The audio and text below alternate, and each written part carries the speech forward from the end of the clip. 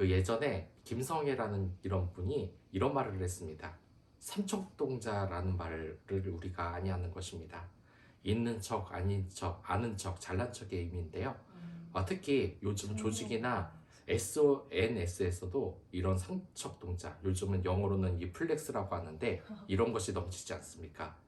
조금이라도 뒤처지면 큰일 나는 것처럼 모두들 자기 과시를 합니다. 그리고 이 모두가 과시를 하고 할 수 있다고 생각을 하지만 이 조직은 싱싱 돌아가기커녕 더 덜그럭거리기도 합니다. 왜 그러겠습니까? 혹시 스테이 플리시, 스테이 헝그리란 말 들어보신 적 있으십니까? 네. 이게 스티브 잡스가 스탠퍼드대에서 졸업식에서 한 연설의 화두인데요. 이게 스테이 플리시는 우리가 아주 잘 아는 말입니다. 배고파, 항상 배고프라는 얘기인데 이거 히딩크가 많이 얘기하지 않았습니까? 자기가 배고프다고 하면서 나는 아직 만족하지 않았다. 더 좋은 성과를, 더 비상을 하겠다라는 이야기로 하지 않았습니까? 근데 스테이 헝그리라는 것은 대체 무슨 뜻이겠습니까? 아무리 들려도 그렇게 좋은 말로 들리진 않습니다. 예전에 이 헝그리 정신이라는 것도 있었지만 요즘 이거 말하면은 좋게 받아들이는 사람이 없지 않습니까? 항상 가난해라. 이게 어떻게 좋은 의미가 있을 수 있겠습니까? 뭔가 결핍이 되고 안 좋은 의미밖에 남지 않습니다. 그러고 보면 제가 이 어렸을 때 이 헝그리 뭔가 결핍될 것 같다는 그 생각이 하나 듭니다. 특히 이름에서는 우리들 불을 잡고 화려하게 명성을 남기고 하는 이름들이 많습니다. 제가 초등학교 때 제 친구가 동네에서 이런 농담을 한 적이 있습니다. 한 아이가 이 동네에서 큰 소리로 그 당시 대통령이었던 사람의 이름을 언급하면서 소리를 질렀다고 합니다. 뭐 이 어떤 암흑의 대통령은 바보다. 그러니까 경찰이 잡아갔는데 이 제목이 대통령 모욕죄가 아니라 국가기밀 누설죄라는 이런 유머였습니다. 그거 듣고서 그 당시는 그냥 듣고 넘어갔는데 나중에 성장하고 저는 크게 놀랐습니다. 이 대통령의 실제로 이름 한자에 우자가 들어가 있었는데 이게 실제로 어리석을 우자였습니다. 처음에는 이게 농담인지 알았는데 정말 어리석은 우자 한자로 이걸 쓴 겁니다. 아니 왜 그 좋은 이름을 가지고 이런 이상한 이름을 지었을까라는 생각이 제 머리를 스쳐갔습니다. 근데 잘 이유를 모르겠다는 겁니다. 여기에서 이 야베스라는 이 사람도 마찬가지입니다. 그 형제보다 귀중한 자라라고 하는데 이 야베스도 이름의 뜻을 알고 보면 절대 그렇지가 않다는 겁니다. 뭔가 이해가 가지 않는 사람이라는 겁니다. 이 역대상을 쓴 것은 에스라라는 이런 사람인데 선지자인데 여기서 유다 족속의 이 명부를 하나하나씩 적는 가운데 여기에서 이 유다 족속이 이렇게 명부에 기록한 것은 그들이 어떤 족속보다 귀중하기 때문입니다. 왜냐하면 그의 유다 족속에 바로 다윗의 후손 예수가 나중에 나타나기 때문입니다. 그래서 이 4장을 보면 유다 족속의 족보가 나오는데 여기에서 가장 눈에 띄는 것이 누구인지 아십니까? 바로 야베스입니다.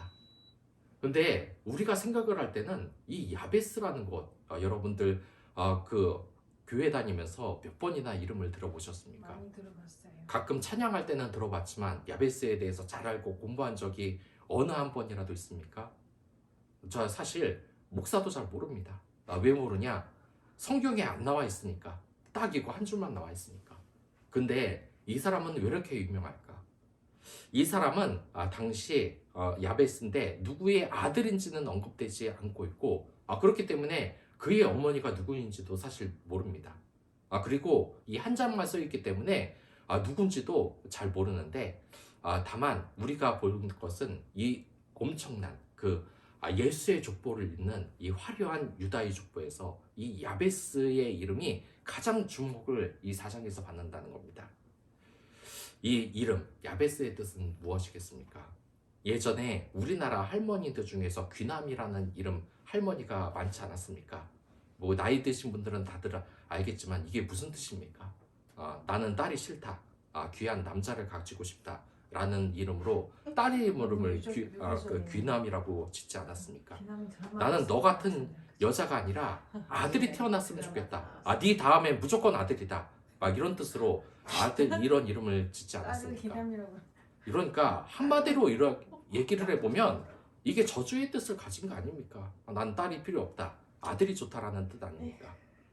근데 이 야베스도 마찬가지입니다. 이 야베스의 뜻이 뭔지 아십니까? 슬픔, 고통입니다. 근데 왜 귀한 유다 자손의 아들의 이름을 슬픔, 고통이라고 지었겠습니까? 참 우리나라도 그렇고 이 이름은 참 우리가 모르는 영역이 많은 것 같습니다. 이 옛날에 유명한 대통령도 우자를 왜 어리석은 우자로 썼을까? 왜 고통, 슬픔이라고 썼을까? 근데 분명한 것은 이 모든 게 하나님의 뜻이고 이 사장에서 야베스가 이 이름이 축복이 된 이유. 여러분들 찬양 보면은 이 야베스 찬양 아십니까? 야베스 기도 네. 온통 축복이 가득한 찬양입니다. 축복을 달라는 겁니다. 근데 왜 이 고통 슬픔이 축복이 됐겠습니까? 예전에 저는 참 공부를 안 했습니다. 근데 이 나중에 어머니가 야단을 치고 또한 학교 선생님이 야단을 치고 그렇게 때렸어도 이 공부는 죽어라 안 했습니다. 근데 나중에 이 갑자기 부모님 그리고 학교 선생님 친구들을 생각하면서 그리고 내 자신의 자존감이 좋은 사람들을 나를 올려주다 보니까 이 공부를 시작하게 됐습니다. 근데 이 공부를 시작하니까 어마어마한 고통이 시작이 됐습니다. 이건 당연한 거 아닙니까? 왜 놀고 공부를 안 하겠습니까? 편하기 때문 아닙니까? 아무리 공부하는 게 좋고 나를 성장시킨다고 해도 편해서 좋은 겁니다. 근데 공부를 시작하니까 여태까지 공부 안 했던 거 밤새도록 공부도 해야 되고 이런 것이 너무나 힘든 겁니다. 그리고 그때 힘들 때 이 TV를 틀어봤는데 그때 이 복싱 영화를 방영해 준 적이 있습니다. 대단히 유명한 영화였는데 여기에서는 이러한 말을 했습니다. 고통 없이는 승리가 없다. 고통 없이 no pains, no gains. 고통 없이 승리 없다. 고통 없이 승리 없다. 생각을 해보면 이 TV를 봐도 월드컵이나 올림픽에서 선수들과 우승했을 때 그들이 어떻게 합니까? 우는 일이 많습니다. 왜 이렇게 기쁘게 우승을 했는데 우는 거겠습니까? 야베스의 이름에 대한 이유도 잘 살펴보면 이와 같습니다. 그 선수들이 우는 것은 많은 고통 끝에 우승을 했기 때문입니다. 많은 고통을 감내하며 슬픔을 감내하며 정상에 올랐기 때문 아니겠습니까? 제가 공부를 한 것도 정말 힘들었지만 나중에 그 열매는 대단히 기뻤고 사실 그 고통의 값어치가 훈장이 되는 그러한 생각이 들었습니다. 여기에 야베스의 이름도 그런 것입니다. 그의 어머니가 내가 수고로이 나왔다고 하는 것은 여기에서 이 슬픈 고통은 저주의 이름이 아닙니다. 어머니가 너 같은 거 나와서 내가 너무 아팠다.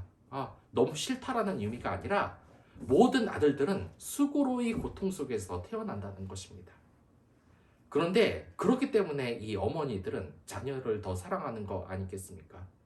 또한 어떤 자녀는 이 어머니한테 물어보면 요즘은 거의 그런 경우가 없겠지만 너 낳을 때 사실 너 죽을 뻔했다. 그런데도 이 어떻게 의사들하고 노력을 해서 정말 어렵게 낳았다 라고 한다는 것입니다. 그래서 이 보통 출산의 수고, 아이들이 죽을 뻔한 것, 그리고 어머니의 고통은 아들을 낳은 기쁜 다음에 후회는 없어진다고 합니다. 그러나 여기에서는 이 수고가 너무 특별한 겁니다.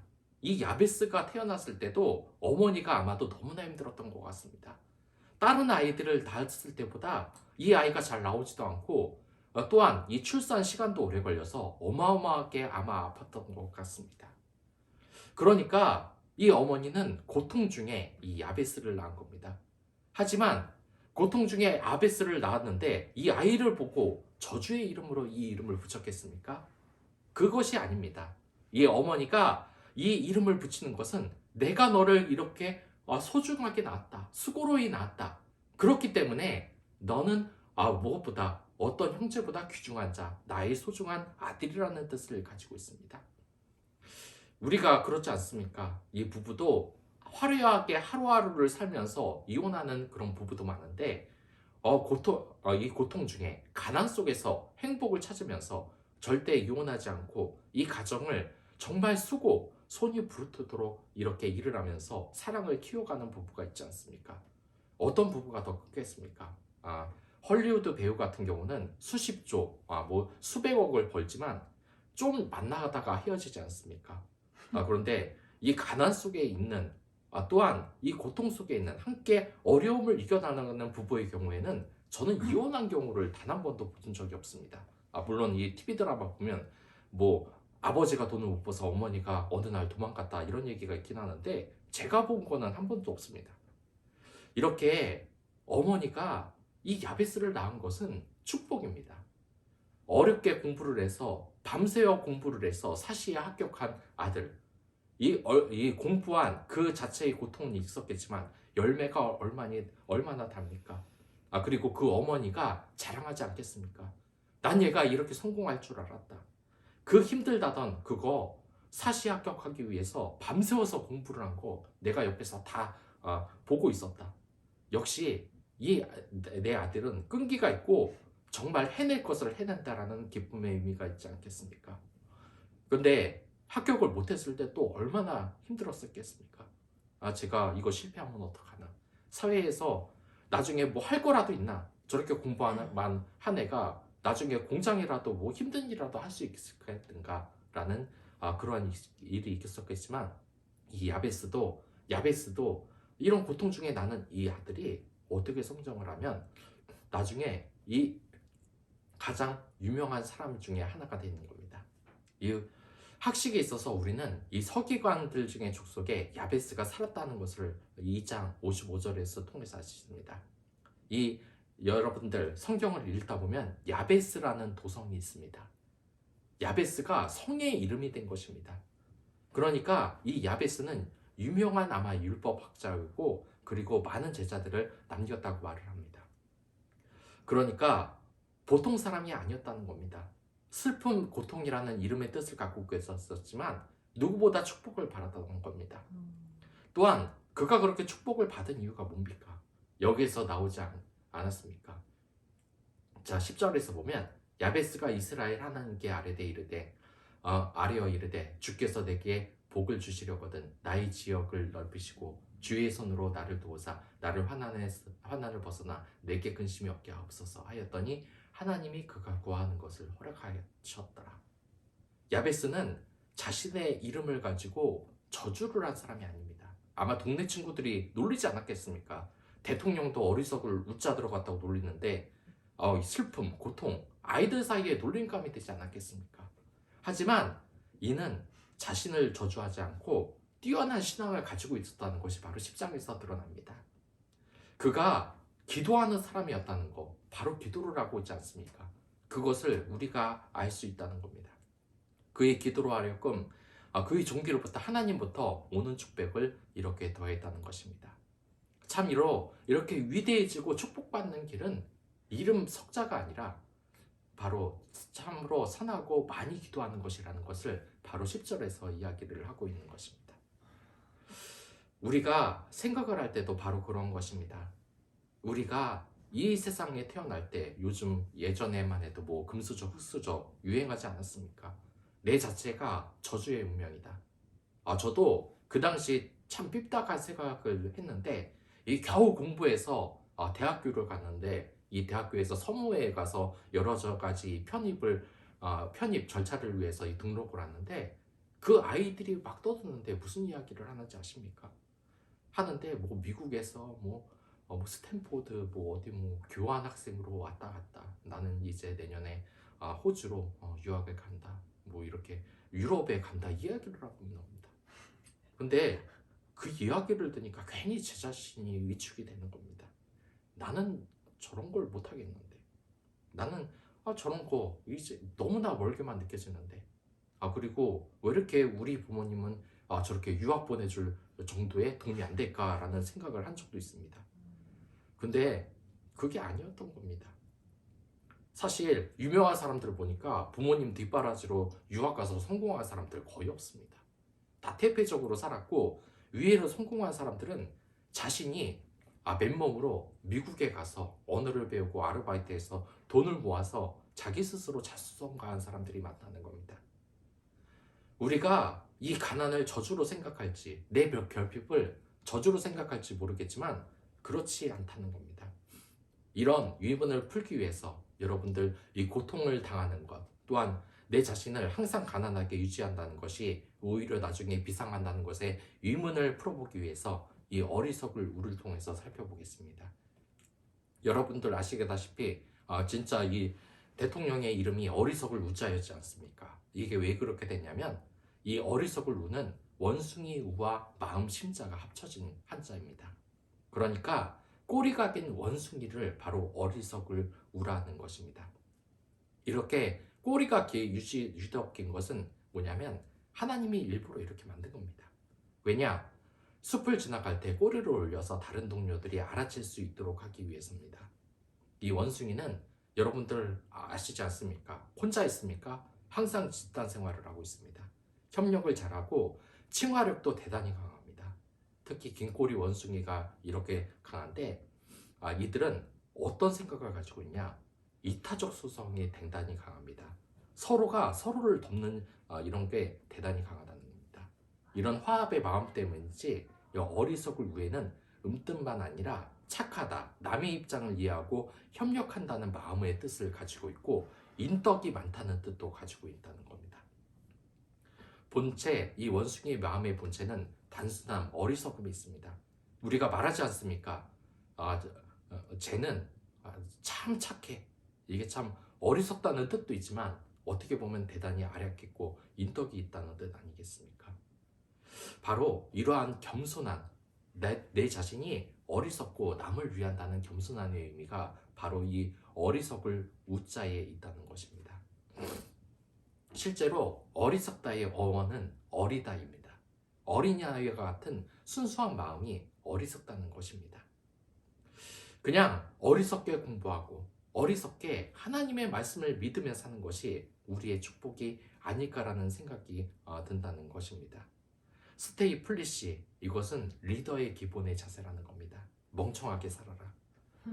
1번 스탐에는 평범한 사람 셋이 모이면 문수보살 같은 좋은 지혜가 나온다라는 이 집단 지상의 가능성도 말하고 있는데 이런 것이 바로 이러한 것이 바로 이 플리시의 답이라는 것입니다. 어리석을 웃자, 이것은 결코 어리석지 않다는 것입니다.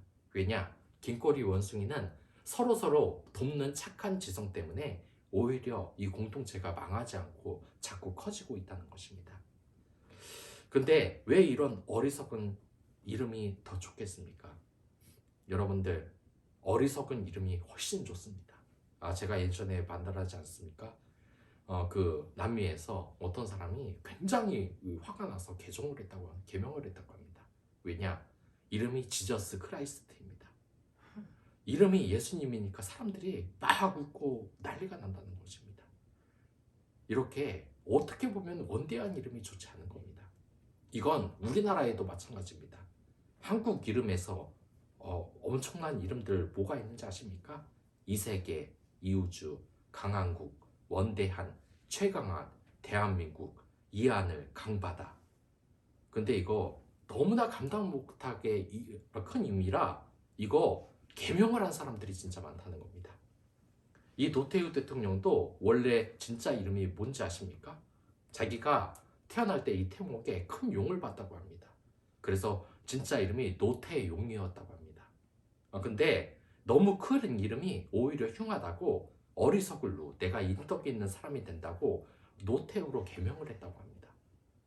크게 어리석다가는 뜻의 이름이 오히려 성경적으로 보면 야베스처럼 우리 옷에 잘 맞는 이름이라는 것입니다. 그러니 우리 자체가 이제 어리석음을 지향하는 하나님의 축복을 지향하는 야베스가 되어야 한다는 것입니다. 너무 성공 많은 것을 이야기하는 곳은 있지만 본래 기독교인들은 성공의 목표를 갖는 것이 아닙니다. 다만 자신의 운명에 자신의 이름에 저주를 걸지 않고 오히려 대상 4장 10절의 말씀처럼 하나님께 기도하며 복을 달라고 하는 것이 바로 우리의 그러한 삶의 자세일 것입니다. 진짜 이 신문만 봐도 너무 성공만 이야기하는 곳이 많지 않습니까? 기독교인인데 그 사업이 커져서 정말 큰 회사를 생겼다. 물론 이런 식의 축복도 있습니다. 하나님이 주신 것입니다. 하지만 꼭 하나님의 이 축복이 성공만에 있는 것은 아닙니다. 우리 하나님은 우리가 어리석은 또한 가난하게 사는 것을 더 이쁘게 보시고 더 축복을 주실 수도 있다는 것입니다. 사실 성경을 보면 예수님의 주변과 배경을 보면 항상 가난이 따라져 있지 않았습니까? 선교사들과 사도들을 보면 어떻습니까? 이 바울이 무슨 대형교회, 어떻게 보면은 대형교회를 개척해서 이 세운 엄청난 사람인데, 그 사람이 무슨 대형교회 목사 같은 느낌이 듭니까? 맨날 매 맞고 다니면서 이 가난하게, 그리고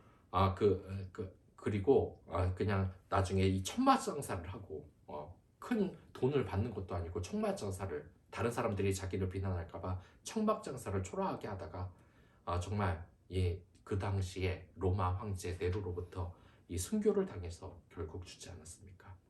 하지만 분명한 것은 이러한 선교사들도 그 하늘나라의 축복은 이 세상 왕국에 비할 바가 없다는 것입니다. 우리가 생각해야 될 것은 이런 가난함을 우리 그리스도인들이 기억해 줬으면 좋겠습니다. 내 상황에 탓하지 않고 우리의 가난한 이유, 주변 사람들의 또한 전도를 위해서 함께 힘쓰는 것. 오히려 우리가 서로 가난하면 서로를 때리는 것이 더한 아픔과 슬픔이 되겠지만, 서로 위로하고 기도해주면 그러한 어려움도 이겨낼 수 있지 않겠습니까? 이제부터 그러한 가르침을 부활절이 오기 전까지 약 10주, 지금 한 9주 정도 남았는데 그동안 이렇게 그렇게 학습 교육과 세례 교육을 받으면서 10주 후에 예수님의 이름으로 저희들이 세례를 받을 텐데, 이러한 세례를 받을 때도 마찬가지입니다. 내가 무언가 하나의 하늘나라의 세력이 되는 것이 아니라 이제부터 예수님의 그 뒤를 따른다는 것, 예수님의 공동체로서 하나님의 기도로서 내 자신을 키워간다는 것, 그리고 야베스의 이런 축복이 과연 어떤 것인가에 대해서도 하나하나 이야기를 하도록 하겠습니다. 그러기 위해서 기도하는 사람이 되시기 바랍니다. 매번 하나님의 뜻을 공부하는 사람이 되시기 바랍니다. 그것을 위해서 10주 동안, 아니 약 9주 동안 이렇게 하나님에 대해서 알아보고, 성경에 대해서 알아보고, 예수님에 대해서 알아보고, 아는 것뿐만 아니라 그러한 사람이 되기 위해서, 야베스 같은 사람이 되기 위해서 그러한 9주간의 열정을 시작하도록 하겠습니다. 분명 길고 마음가짐이 우리의 인간의 마음으로는 할 수 없습니다. 하지만 야베스의 기도처럼 하나님께 축복 달라는 기도는 여러분들 그런 하나님의 축복이 이 10주간에 내려 부활절날 세례를 받는 놀라운 역사로 이어질 것입니다. 그럼 그날을 위해서 다 같이 기도하며 이 예배를 마치도록 하겠습니다.